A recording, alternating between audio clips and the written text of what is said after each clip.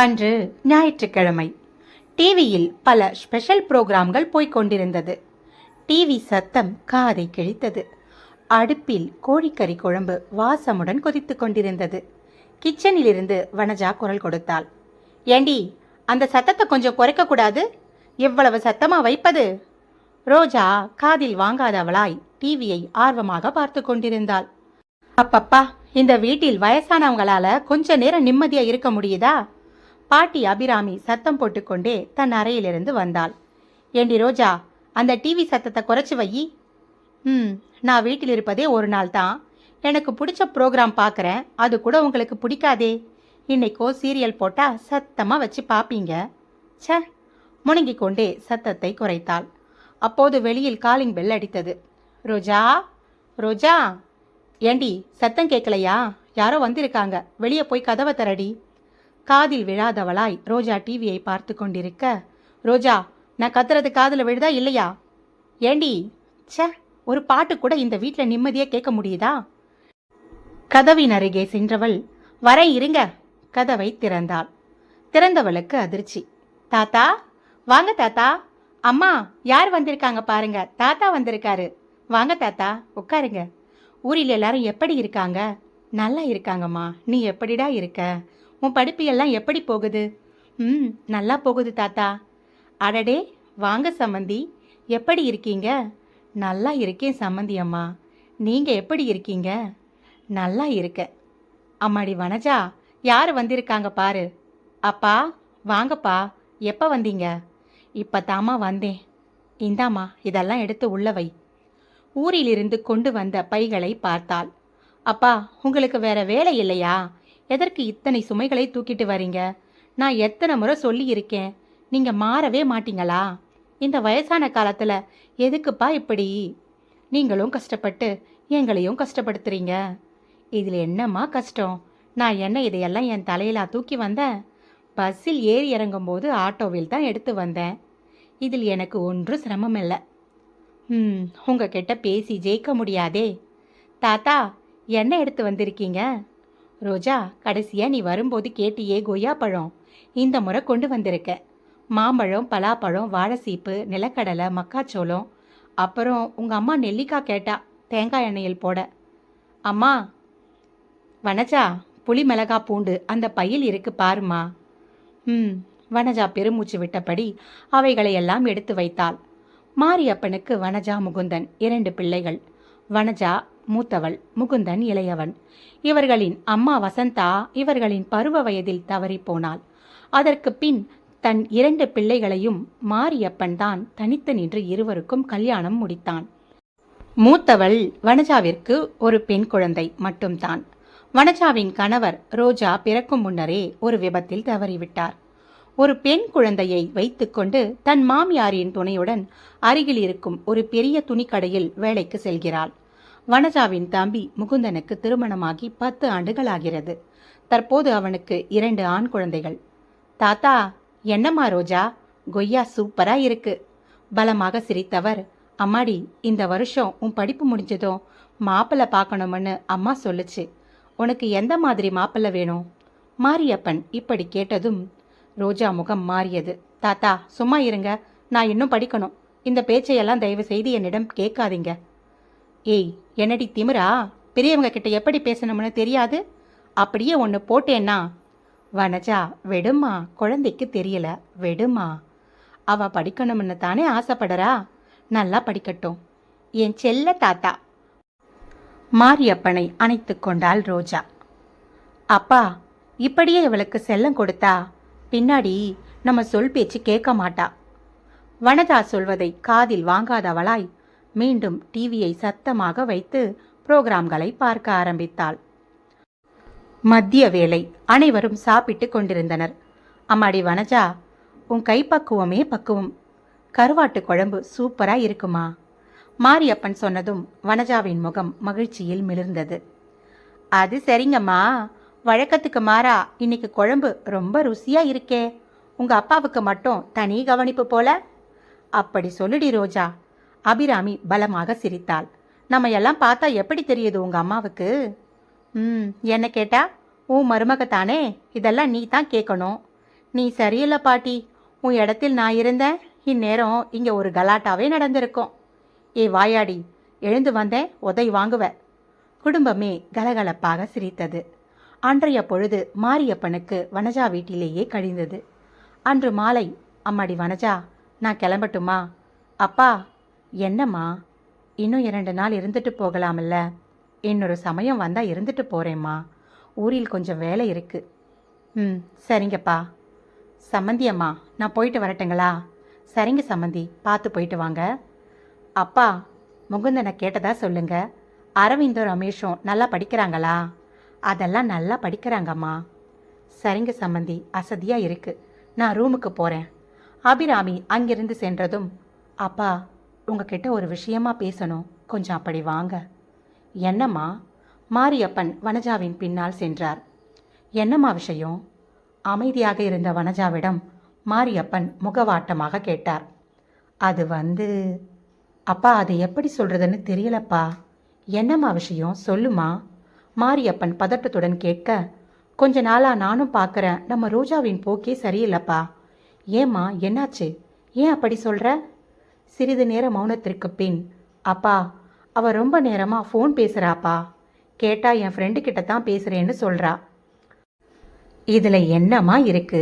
கூட படிக்கிற ஃப்ரெண்டுங்க கிட்ட பேசுறது சகஜமான விஷயந்தானே. என்ன, ஆம்பளை பசங்க கூட ஏதாவது பேசுகிறாளா? இல்லைப்பா, அவ பேசுறது அவ கூட படிக்கிற பொண்ணுக்கிட்ட தான். ஆனால் பேசுகிற விஷயந்தான்.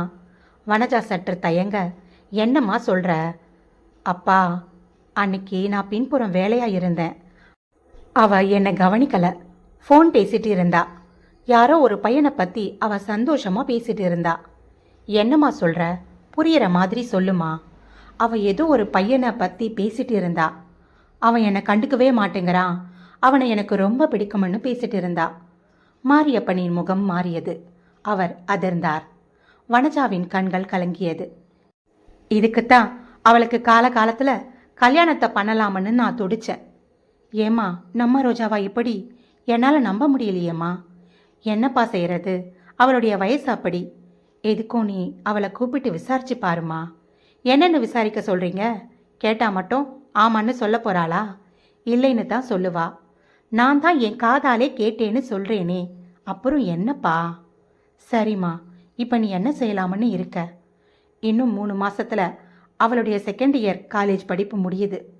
முடித்த உடனே அவளை ஒரு நல்ல இடத்துல கட்டி கொடுத்தாகணும். அப்பா, ஊரில் என் பெயரில் இருக்கிற அந்த நிலத்தை விற்க ஏற்பாடு பண்ணுங்க. அப்புறம் நம்ம சொந்த பந்தத்தில் வரன் ஏதாவது இருக்குதான்னு விசாரிச்சு வையுங்க. இந்தாங்க, இது நம்ம ரோஜாவோட ஜாதகம். ஏதாவது நல்ல குடும்பமா நல்ல வரன் வந்தா பேசி முடிங்கப்பா. அம்மாடி, இது நம்ம மட்டும் எடுக்க வேண்டிய முடிவு இல்லை. உங்க மாமியாரை ஒரு வார்த்தை கேட்டுக்க. அப்பா, அவங்க இந்த வார்த்தையை எப்போவோ சொல்லிட்டாங்க. நான் தான் அதை காதில் போட்டுக்காம இருந்துட்டேன்.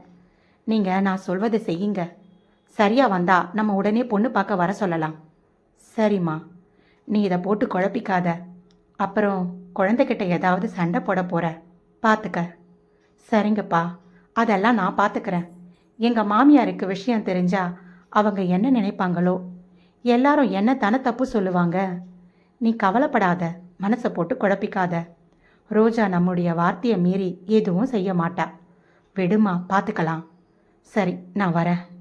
வாசல் வரை சென்ற மாரியப்பன் ஏதோ யோசனையில் வனஜாவின் அருகினில் வந்து, அம்மாடி, எதுக்கும் அவ மேலே ஒரு கண்ணு வையி. பெருமூச்சு விட்டபடி ரோஜாவின் ஜாதகத்தை கையில் எடுத்துக்கொண்டு அங்கிருந்து சென்றார். அடுத்த நாள் காலை ரோஜா சீக்கிரமாக காலேஜிற்கு புறப்பட்டு கொண்டிருந்தாள். வனஜா கவனித்தாள். ஏண்டி ரோஜா, என்ன இவ்வளவு சீக்கிரம் கிளம்பிட்ட? அம்மா, இன்னைக்கு ஸ்பெஷல் கிளாஸ் இருக்குமா, சீக்கிரம் போகணும். ஏண்டி, நேற்று சொல்லியிருந்தா இன்னும் கொஞ்சம் சீக்கிரம் எழுந்து லஞ்ச் ரெடி பண்ணி இருப்பேன்ல. அம்மா, நான் கேன்டீனில் பார்த்துக்கிறேன், நீ பணம் மட்டும் கொடு. அவளின் மொபைல் ஃபோன் அடித்தது. ஹலோ. கிளம்பிட்டேன், இது கொஞ்ச நேரத்தில் வந்துடுவேன். அம்மா, நான் கிளம்புறேன். வனஜாவிற்கு சந்தேகம். இவள் உண்மையைத்தான் சொல்கிறாளா? ரோஜாவின் அலங்கரிப்பு அமர்க்கலமாயிருந்தது. வாசல் வரை வந்த வனஜா ரோஜாவையே பார்த்து கொண்டிருந்தாள். அவள் தெருமுனையை கடந்ததும் வனஜா உள்ளே சென்றாள். ஏ கீதா, டைம் ஆகுது, நீ இன்னும் கிளம்பலையா? தங்கள் தெருமுனையில் வசிக்கும் தோழி கீதாவை அழைத்தாள். ஏ ரோஜா, என்னடி நீ அந்த பார்ட்டிக்கு போறியா? ஏய் கத்தாத. கீதாவின் வாயை பொத்தினாள். ஏண்டி கத்துற? ஆமா, நான் போறேன், நீ வரலையா? நான் எங்க அம்மா கிட்ட இதை பத்தி சொல்லல, சொன்னாலும் அனுப்ப மாட்டாங்கடி. ஏண்டி நீ ஏன் உண்மையை சொல்லுற? அம்மா எனக்கு இன்னைக்கு ஸ்பெஷல் கிளாஸ் அப்படின்னு சொல்லிட்டு வர வேண்டியது தானே. ஐயோ, என்னால் முடியாதுப்பா. எங்கள் அம்மாவுக்கு தெரிஞ்சது அப்புறம் அவ்வளவு தான். ஏண்டி நாம் சொல்லாமல் எப்படி தெரியும்? ம், எனக்கு பயமாக இருக்கு. நீ போயிட்டு வாடி. ஏய் சொன்னா கேளுடி. இரு வரேன். Aunty, aunty. என்னம்மா ரோஜா?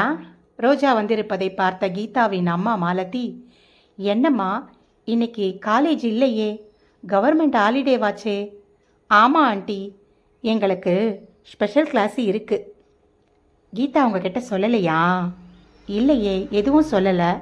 ஏ கீதா, ஏண்டி இன்னைக்கு ஏதோ ஸ்பெஷல் கிளாஸ் இருக்காமே, என்கிட்ட ஏன் சொல்லலை? அது வந்துமா. ஏண்டி ரோஜா எவ்வளவு பொறுப்பாக இருக்கா, நீ மட்டும் ஏண்டி இப்படி இருக்க? போ, முதலில் கிளம்பு. அம்மா அது வந்து. என்னடி வந்து போய்? போ, முதலில் கிளம்புற வழியை பாரு. அந்த பொண்ணு நிற்குது. சரிம்மா. கீதா அவசர அவசரமாக கிளம்பினாள். அம்மா போயிட்டு வரேன். சரிடி. ரோஜாவும் கீதாவும் சந்தோஷமாக நடந்தார்கள். ஏண்டி ஆனாலும் உனக்கு ரொம்ப தைரியம்தான், இப்படி யோசிக்காம போய் பேசுற. ஏய் விடுடி, இப்போ நம்ம போக போகிற பார்ட்டியை பற்றி பேசுவியா? அதை விட்டுட்டு இப்படி புலம்பிட்டு வர. சும்மா வாடி. ரோஜாவின் கற்பனை சிறகுகள் விரிந்தன. அவளின் கண் முன்னே 1000 பட்டாம்பூச்சிகள் விரிந்தன. கட்டுக்கடங்காமல் போகின்ற அவளின் எண்ண அலைகளை கலைத்தாள். ஏ ரோஜா, ரோஜா, ஏண்டி அப்படி என்ன யோசனை? ஒழுங்கா பார்த்து நட. ரோஜாவின் சிரிப்பு பலத்தது. பார்ட்டி நடக்கும் இடத்தை இருவரும் அடைந்தார்கள். கீதா வியந்தாள். ஏ ரோஜா, எவ்வளவு பெரிய பார்ட்டி ஹால்! அப்பா, பார்க்கவே பிரம்மாண்டமா இருக்கே. ரோஜாவின் முகம் பெருமையில் மிதந்தது. பின்ன சும்மாவா? அருண் எவ்வளவு பெரிய பணக்காரன் தெரியுமா? அவன் ஃப்ரெண்ட்ஸுங்களை மட்டும்தான் அழைச்சிருக்கான். நம்ம காலேஜ் சீனியர்களை யாரையும் அழைக்கல. என்னையும் என் தோழிங்கிறதுனால உன்னையும் அழைச்சான். வேற யாரையும் இல்லை. சீனியரையே மடக்கிட்ட. பயங்கரமான ஆளு தான் நீ. ரோஜாவின் சிரிப்பு பலத்தது. ஹாய் ரோஜா. ஹாய் அருண். வா உள்ள வா. எங்களை எல்லாம் பார்த்தா ஆளா தெரியலையா அருண் சார்? ஐயோ அப்படியெல்லாம் இல்லை கீதா, வாங்க உள்ள வாங்க. வாவ் அருண், டெக்கரேஷன் எல்லாம் பலமாக இருக்கே. மெல்லிய புன்னகையில் அருண் தலையை அசைக்க ரோஜாவின் முகம் வெட்கத்தில் சிவந்தது. இங்கே உட்காருங்க, இன்னும் கொஞ்ச நேரத்தில் பார்ட்டி ஸ்டார்ட் ஆயிடும். இருவரும் அங்கு போடப்பட்டிருந்த சேரில் அமர்ந்தனர். ஏ ரோஜா, பார்ட்டி முடிஞ்சதும் சீக்கிரம் கிளம்பிடணும், லேட் பண்ணக்கூடாது. சரிடி, சும்மா எதையாவது சொல்லிட்டு இருக்காத, பார்ட்டியை என்ஜாய் பண்ண விடு. அங்கு இசைந்து கொண்டிருந்த டிஜே மியூசிக் ரோஜாவை கவர்ந்தது. அந்த காதல் பாடல்களில் மெய் மறந்து கொண்டிருந்தாள். ரோஜா, ரோஜா. என்ன அருண்? மேலே வாங்க, கேக் கட் செய்யலாம். கீதாவுடன் ரோஜா மேலே சென்றாள். கேக் கட் செய்தான். இந்த பார்ட்டி அருண் தன் நண்பர்களுக்காக மட்டும் தரும் பார்ட்டி என்பதால் அருணின் பெற்றோர்கள் உறவினர்கள் யாரும் இல்லை. அருண் ரோஜாவிற்கு கேக்கை அளித்தான். ரோஜாவும் தான் வாங்கி வந்திருந்த ஈரோ பேனாவை அருணுக்கு அளித்தாள். அருண், ஏதோ என்னால் முடிஞ்ச ஒரு சின்ன கிஃப்ட். ஏய் என்னப்பா நீ, எதுக்கு கிஃப்ட் எல்லாம்? ரோஜா சிரித்துக்கொண்டே அங்கிருந்து இறங்கினாள். பார்ட்டியில் விருந்து பிரமாதமாக இருந்தது. ரோஜா வியந்து போனாள். ஏ ரோஜா, டைம் ஆகுதுடி, கிளம்பலாமா? சரிடி, இரு அருண் கிட்ட சொல்லிட்டு வரேன். அருண், சொல்லு ரோஜா. அப்போ நாங்கள் கிளம்புறோம். ஏய் இரு, என்ன அவசரம்? வந்து ரொம்ப நேரமாச்சு அருண், கிளம்புறோம். காலேஜில் பார்க்கலாம். பாய். ரோஜா, இரு ரோஜா. அருண் பிளான் எல்லாம் வேஸ்டாக போச்சு. பார்ட்டியில் அவளுக்கு மயக்க மருந்து கொடுப்பதே அவன் பிளான். ஆனால் அவளின் டேபிளுக்கு வந்த பழநீரை அவள் அருந்தவே இல்லை. ஏ ரோஜா, இரு, ஜூஸ் குடிச்சிட்டு போ, நான் கொண்டு வர சொல்கிறேன். இல்லை அருண், ஆல்ரெடி எங்கள் டேபிளுக்கு வந்துச்சு. வயிறு ஃபுல்லு, கொஞ்சம் கூட இடமில்லை. சரி அருண், பாய், கிளம்புறோம். ரோஜா. என்ன ரோஜா நீ, கொஞ்சம் இருந்துட்டு போ. எனக்காக அருண் கெஞ்சலாக கேட்க ரோஜாவிற்கு உள்ளுக்குள் ஏதோ செய்தது. இவ்வளவு பெரிய பணக்காரன் நம்மிடம் இப்படி குழந்தை போல கெஞ்சுகிறானே, இல்லை அருண், நான் மட்டும் வந்திருந்தாலும் பரவாயில்லை, இன்னும் கொஞ்ச நேரம் கூட இருப்பேன். கீதா போனோங்கிறா, அவ வீட்டில் திட்டுவாங்க. நான் வேணுமன்னா என் டிரைவர்கிட்ட கீதாவை ட்ராப் பண்ண சொல்கிறேன். ஐயோ வேண்டாம், நாங்கள் காலேஜ் போகிறோம்னு பொய் சொல்லிட்டு வந்தோம். அதெல்லாம் வேணாம், நான் கூட போய் விட்டால் தான் சரியாக இருக்கும். வரோம், நான் அப்புறம் கால் பண்ணுறேன், பாய். ரோஜா அங்கிருந்து கிளம்பினாள். அருணுக்கு கோபமாய் வந்தது. அவன் நீண்ட நாட்களாய் ரோஜாவை அடைய திட்டம் தீட்டி வருகிறான். அவளை காதலிப்பதாய் நாடகம் நடத்தி கொண்டிருக்கிறான். ரோஜாவிற்கு இது புரியவில்லை. அவன் தன்னை உண்மையாக நேசிக்கிறான் என்று உள்ளுக்குள் பூரித்து கொள்கிறாள். அவன் அவளை அடைய சதி செய்கிறான் என்பதை அவள் அறியவில்லை. ரோஜாவும் கீதாவும் வாசலை நோக்கி நடக்க அருணுக்கு கோபமாய் வந்தது. ச்ச, எல்லாம் வேஸ்ட். அவன் முணங்கிக் கொண்டிருக்க, என்ன மச்சான், பிளான் எல்லாம் வேஸ்ட் ஆயிடுச்சா? விடுடா, ஒரு நாள் நம்மக்கிட்ட மாட்டாமையா போயிடுவா, பார்த்துக்கலாம். அருணை அவனின் தோழர்கள் சமாதானம் செய்தனர்.